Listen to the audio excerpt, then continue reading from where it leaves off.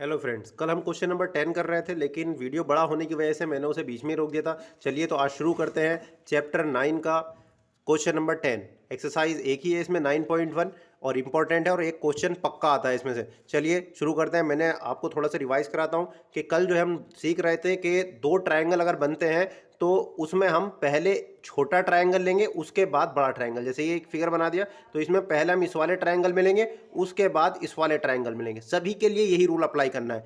सबसे पहले इसमें मेन जरूरी है कि आपको फिगर ड्रॉ करना आना चाहिए। चलिए तो हम करते हैं क्वेश्चन नंबर 10 का। हमने फिगर ड्रॉ कर लिया था, एक बार फिर से हम समझ लेते हैं।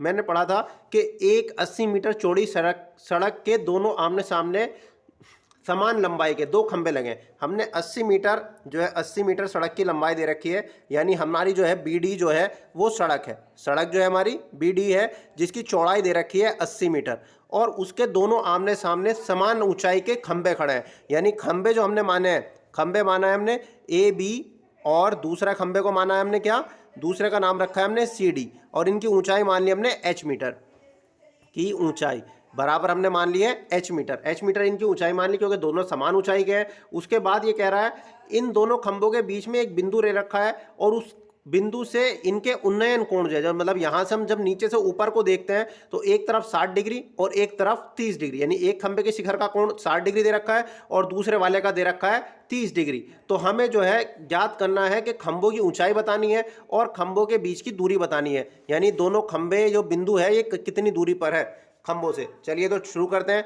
हमने मान लिया, माना पहले खंभे पहले खंभा मतलब पहला खंभा हमने मान लिया ए बी से बिंदु पी की दूरी। तो बिंदु पी की दूरी कितनी मान ली हमने, सपोज कर लो एक्स मान ली, तो पी डी कितनी हो जाएगी, यानी ये हमारी हो गई ये बीपी, दूरी हमारी हो गई बीपी, तो बीपी बराबर हो गया एक्स मीटर। हमारी जो है बीडी जो है पूरी बीडी वो जो है हमारी बीपी प्लस पीडी के बराबर है।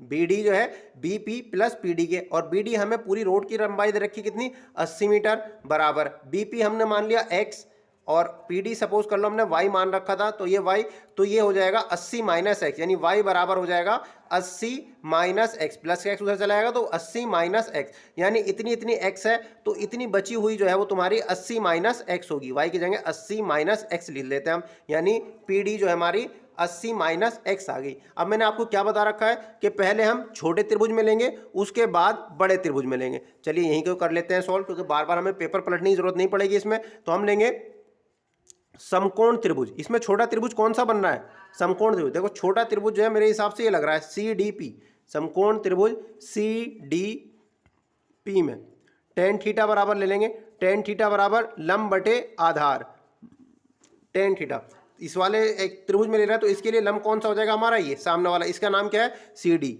यानी परपेंडिकुलर का नाम सी डी, और आधार, आधार यानी बेस, इसकी वैल्यू कितनी दे रखी है हमें 80 माइनस एक्स, यानी इसका नाम है पी डी, पी डी। अब वैल्यू पुट करेंगे हम, टेन थीटा, थीटा की वैल्यू कितनी है हमारी 60 बराबर लंब, लंब है हमारा सी डी, इसकी ऊंचाई हमने खंबे की मान रखी H upon P D, P D हमने निकाला अभी वाई, यानी 80 माइनस एक्स निकाल ली है। पी डी की वैल्यू ये यहाँ पर हमने पी डी वाई माना था, ये 80 माइनस एक्स आ गई है, तो यहाँ पर रख दिया हमने 80 माइनस एक्स। अब टेन साठ की वैल्यू कितनी है, √3 बराबर एच अपॉन 80 माइनस एक्स। ठीक है, इसे 80 माइनस एक्स को इधर ले जाएंगे तो √3 ब्रैकेट में 80 माइनस एक्स बराबर एच, इक्वेशन 1 कह देंगे इसे, एच की वैल्यू निकाल ली। अब हम क्या लेंगे बड़े त्रिभुज में, बड़ा त्रिभुज क्या है हमारा है ए बी पी, समकोण त्रिभुज, समकोण त्रिभुज ए बी पी में, समकोण त्रिभुज ए बी पी में ये समकोण होगा, खंबा ऊर्ध्वाधर ही खड़ा होगा, तो टेन थीटा बराबर ले लेंगे फिर से, टेन थीटा बराबर लंब बटे आधार,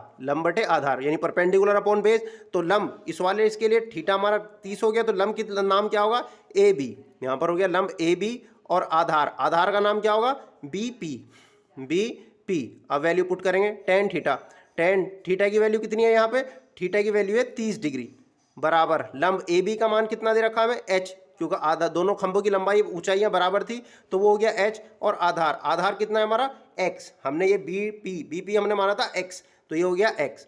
अब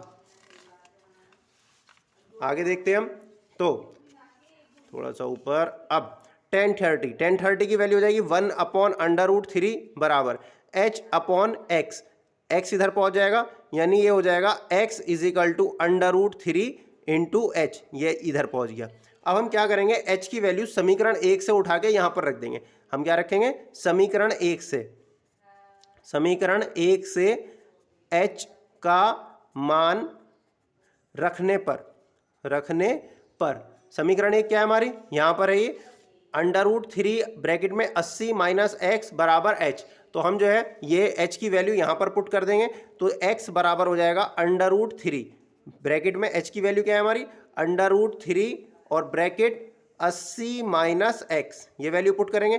√3 की √3 से मल्टीप्लाई करेंगे तो ये हो जाएगा 3 ब्रैकेट में 80 माइनस एक्स। अब हम क्या करेंगे, 3 के अंदर मल्टीप्लाई कर देंगे तो ये हो जाएगा 3 इंटू 80 माइनस 3 इंटू एक्स। अब ये x वाली टर्म दोनों एक तरफ हो जाएगी, यानी x माइनस का 3x जब इधर हो जाएगा तो प्लस का 4x बराबर 3 इंटू 8, 3 इंटू 80, ये ऐसे ही 3x है, ये 4x है, 3x और 1x जुड़ के हो जाएगा 4x बराबर 3 इंटू 80, ऐसे लिखे रहने देंगे। तो 4 गुणा में है तो ये कहाँ पर जाएगा, डिवाइड में, यानी 3 गुणा 80 बटे में 4 से काटेंगे, 4 दूनी 8 यानी 20 आ जाएगा। तो x बराबर हो जाएगा 20 या 60 मीटर आ गया हमारा x की वैल्यू। यानी पहले खंबे से बिंदु की दूरी जो है वो 60 मीटर है। अब हमें बिंदु की दूरी तो निकालनी थी, उसके साथ खंबे की ऊंचाई भी ज्ञात करनी थी। तो इसका x का मान हम क्या करेंगे, समीकरण 1 में रख देंगे। x का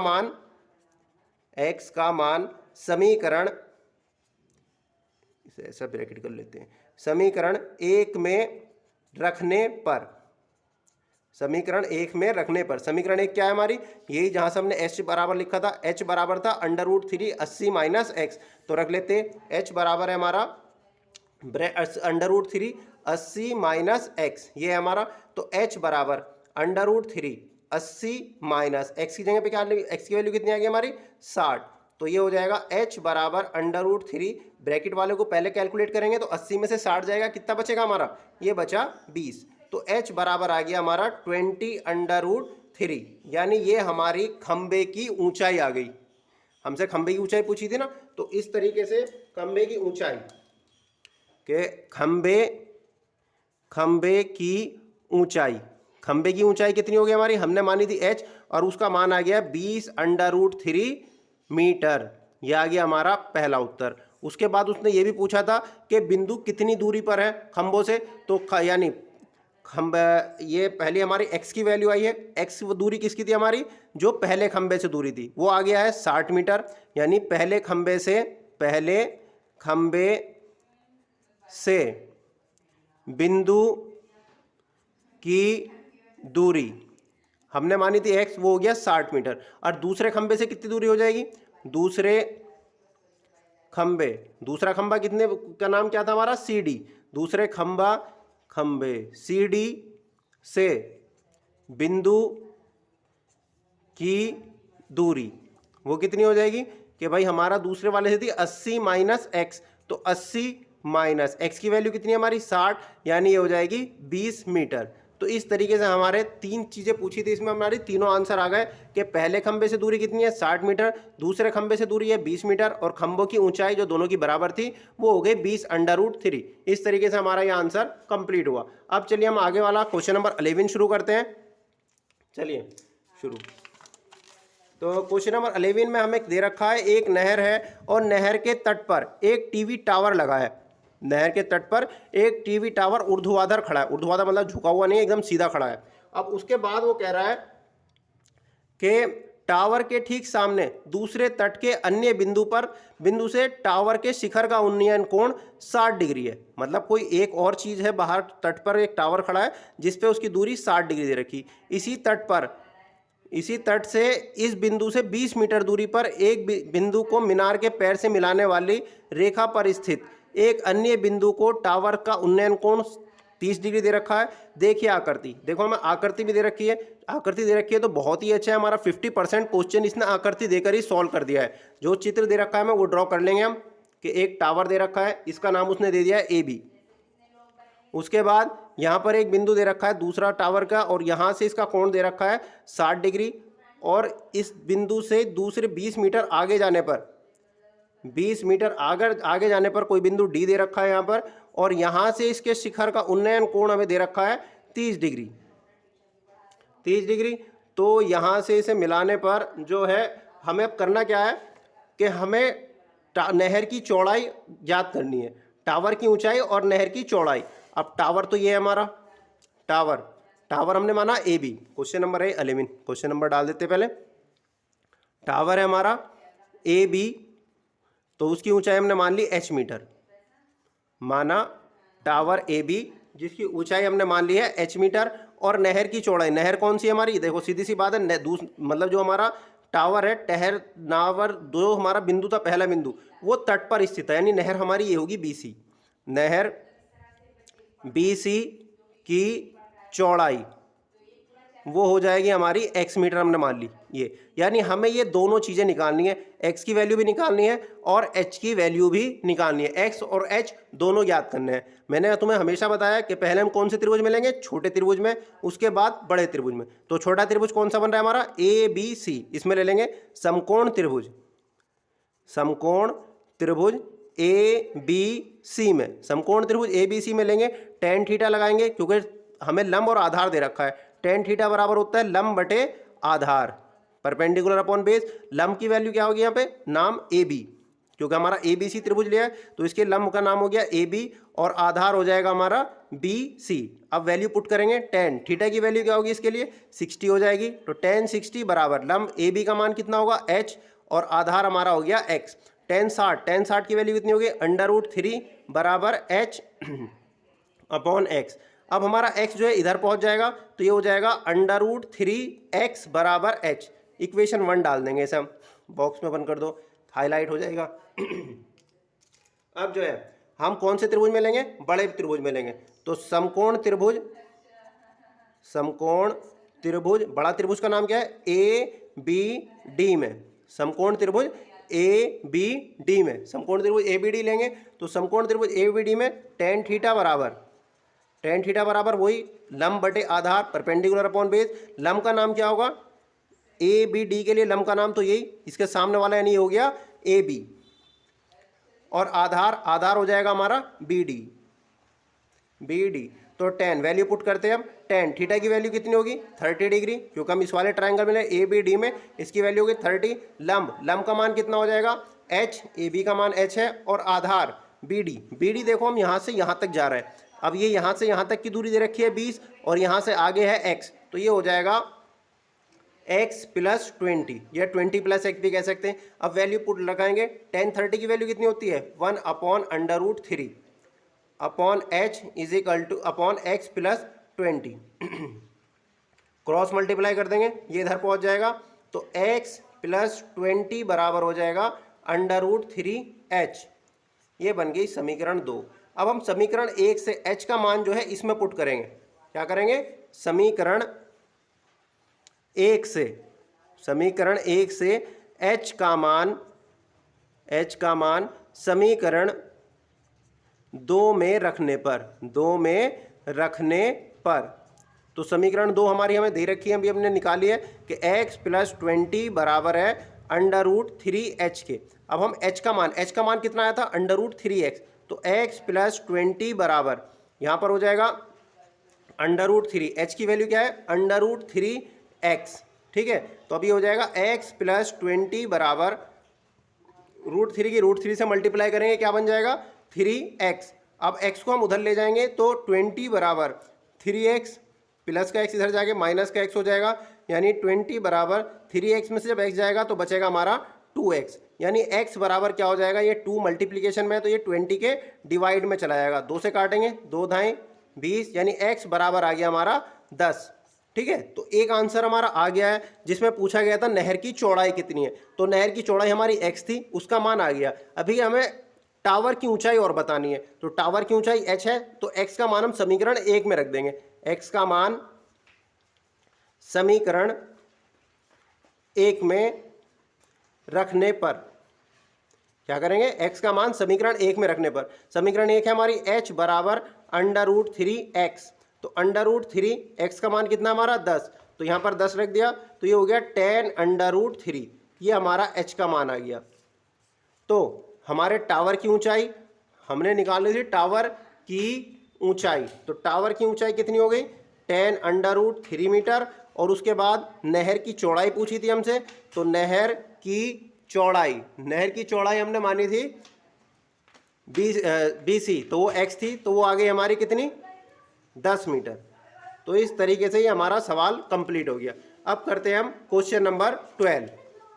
क्वेश्चन नंबर 12 में हमें दे रखा है 7 मीटर ऊंचे भवन के शिखर से एक केबल टावर के शिखर का उन्नयन कोण 60 डिग्री है और इसके पैर का अवनमन कोण 45 डिग्री है। टावर की ऊंचाई बताओ। अब देखो दो चीजें दे रखी है इसमें भी हमें, एक तो भवन दे रखा है और एक टावर दे रखा है। अभी पीछे भी इस तरीके का क्वेश्चन आया था, भवन को हमने कह दिया BH और टावर को कह दिया हमने TW। तो टावर बड़ा होगा या भवन?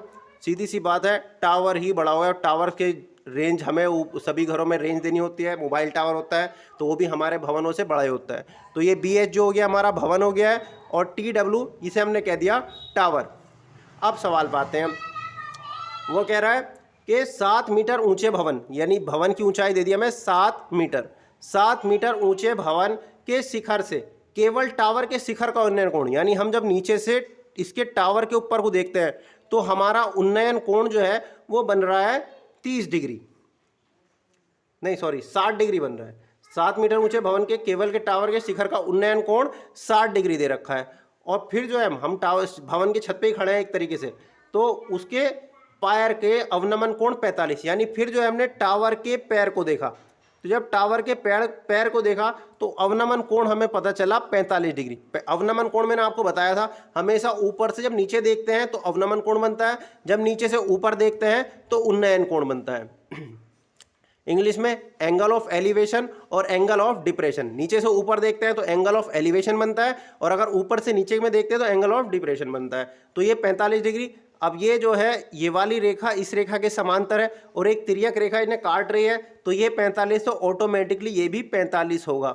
मैंने बताया था कि जब अवनमन कोण की बात आए तो आपको ऊपर बनाकर दिखाना है, हालांकि ये ऑटोमेटिकली नीचे ही शिफ्ट हो जाता है लेकिन हमें बनाकर दिखाना पड़ेगा।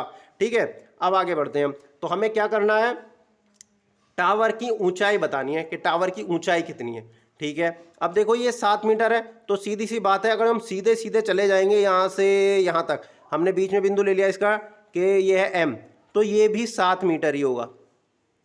ठीक है, ऑटोमेटिकली MW जो 7 मीटर ही होगा। अब हमें ऊपर वाला नहीं पता चल जाए, हमने MT को मान लिया H मीटर, ये H मीटर मान लिया, तो अगर हमें ये ऊपर वाले का पता लगाना है तो हमें पूरे टावर TW की वैल्यू पता चल जाएगी। हमारे टावर यानी TW की ऊंचाई बराबर है, यानी TW हमारा TM प्लस MW।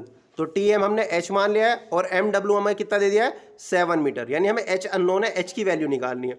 अब हमने यहाँ से इन दोनों के बीच की दूरी हमने मान ली X मीटर। ठीक है, टावर TW और भवन BH के बीच की दूरी हमने मान ली, इन दोनों के बीच की दूरी है x। तो मैंने बताया पहले हम छोटे त्रिभुज में लेंगे, उसके बाद बड़े त्रिभुज में। छोटा त्रिभुज दोनों एक से लग रहा है, चलो पहले नीचे वाले में ले लेते हैं। समकोण त्रिभुज BHW में, समकोण त्रिभुज BHW में लेते हैं। tan थीटा ले लेंगे, tan थीटा बराबर लंब बटे आधार यानी परपेंडिकुलर अपॉन बेस। तो लंब थीटा यहाँ पर है, इसके सामने वाला लंब यानी वो कितना है, उसका नाम है BH, और आधार यानी बेस जो है हमारा 90 डिग्री के सामने वाला, तो कर्ण हो गया यानी हाइपोटेन्यूस, तो बचा हुआ हमारा HW जो है हमारा वो हो गया बेस। तो tan थीटा की वैल्यू कितनी रखी जाएगी 45, और लंब BH कितना दे रखा है हमें 7/HW, यानी हमने x माना है। tan 45 की वैल्यू कितनी हो गई 1, 7/x, x इधर से इधर पहुंच जाएगा क्रॉस मल्टीप्लाई, तो x बराबर आ गया हमारा 7 मीटर, यानी इन दोनों के बीच की दूरी 7 मीटर। अब ये 7 मीटर है तो ये ऊपर वाला भी 7 मीटर ही होगा, सीधी सी बात है। ठीक है, क्योंकि इसी के दोनों के बीच की दूरी जब नीचे हुआ है तो बीच में भी सेम ही होगी, क्योंकि सीधे ऊर्ध्वाधर खड़े होंगे। अब हम ले लेंगे बड़े त्रिभुज में। बड़ा त्रिभुज कौन सा है, समकोण त्रिभुज TMB में। समकोण त्रिभुज TMB में क्या हो जाएगा, tan थीटा ले लेंगे फिर से। tan थीटा बराबर लंब बटे आधार, सेम चीज। अब लंब, लंब का नाम क्या होगा, थीटा यहाँ पर है, इसके सामने वाला लंब हो गया टी एम और आधार हमारा बी एम। ठीक है, टेन थीटा की वैल्यू हमने कितनी रख देंगे, 60 डिग्री है इसको त्रिभुज में। टी एम की वैल्यू कितनी दे रखी है हमें, एच, और आधार बी एम की वैल्यू हमें अभी हमने निकाली एक्स है, और एक्स का मान हमने 7 निकाला, तो ऑटोमेटिकली हम डायरेक्ट रख देंगे, ये हो गया 7। तो टेन 60 की वैल्यू कितनी हो गई, टेन 60 की वैल्यू हमारे पास आ गई है √3। √3 बराबर h/7, 7 उधर चला जाएगा, यानी h बराबर आ गया 7√3। हमसे यही पूछा गया था कि टावर, अब ये h की वैल्यू आ गई, हमसे पूछा गया था टावर की ऊंचाई।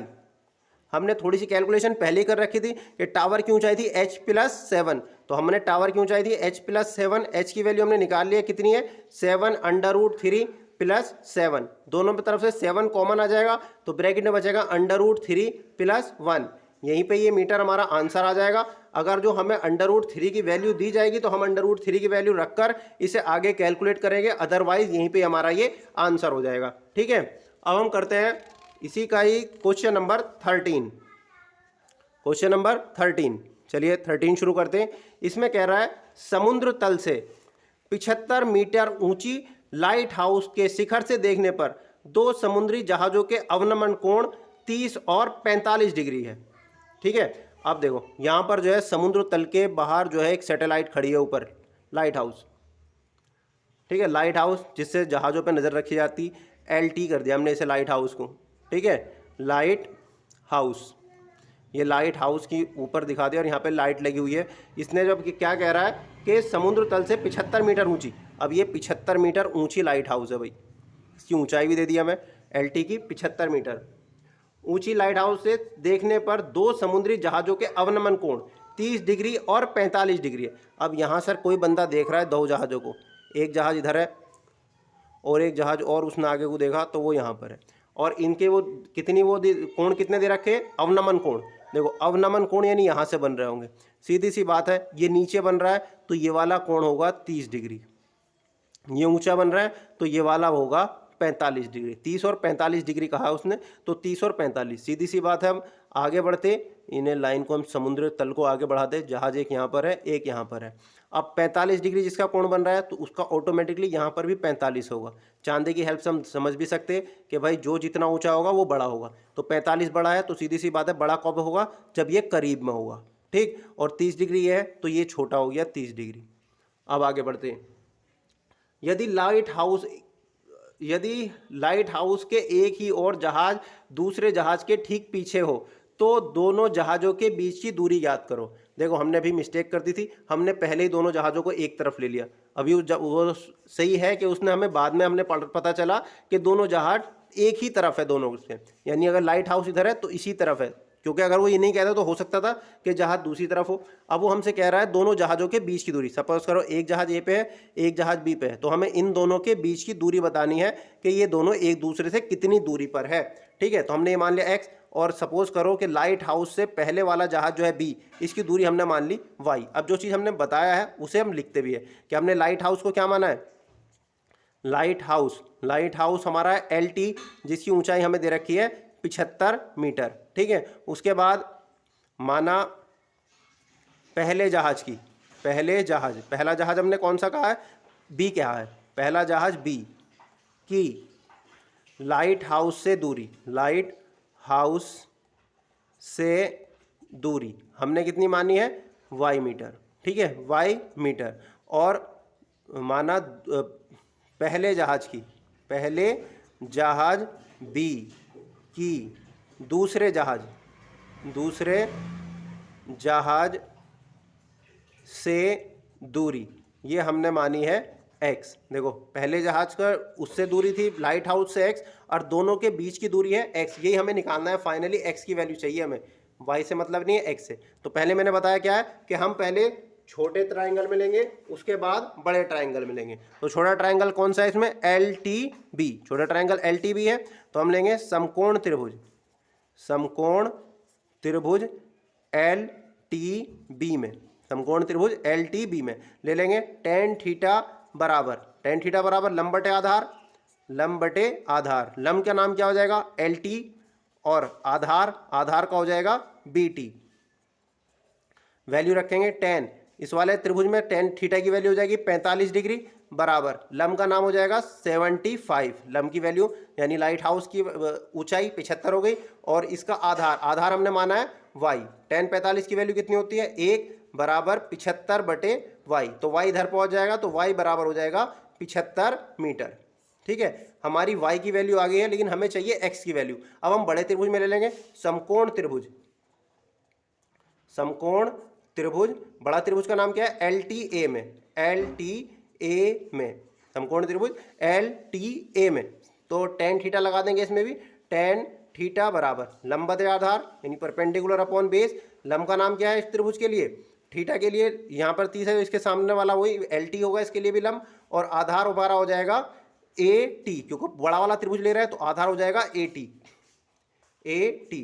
चलिए वैल्यू पुट करते, tan थीटा की वैल्यू कितनी हो जाएगी 30 डिग्री बराबर लंब LT की वैल्यू वही होगी 75, लाइट हाउस की ऊंचाई जो है, और आधार हमारा होगा AB प्लस BT, दोनों का जोड़ के बराबर AB प्लस BT, क्योंकि AT तो पूरा किससे मिलकर बन रहा है AB प्लस BT से।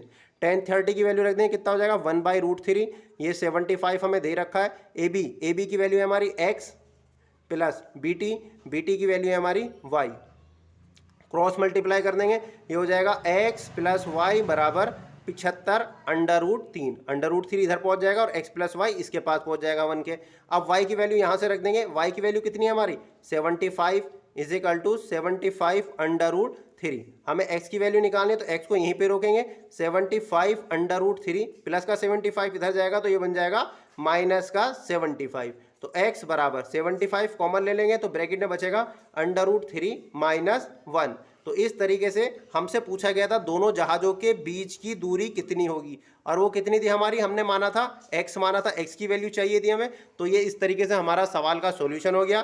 दोनों जहाजों के बीच की दूरी, दोनों जहाजों के बीच की दूरी जो हमने मानी थी वो थी x, और ये हमारा इस तरीके से आंसर हो गया। ठीक है, √3 की अगर वैल्यू दी होगी तो एग्जाम में इसे करके कैलकुलेट करना, नहीं तो यहीं पे ही छोड़ देना। ठीक है, और बाकी के सवाल हम कर लेंगे। Thank you.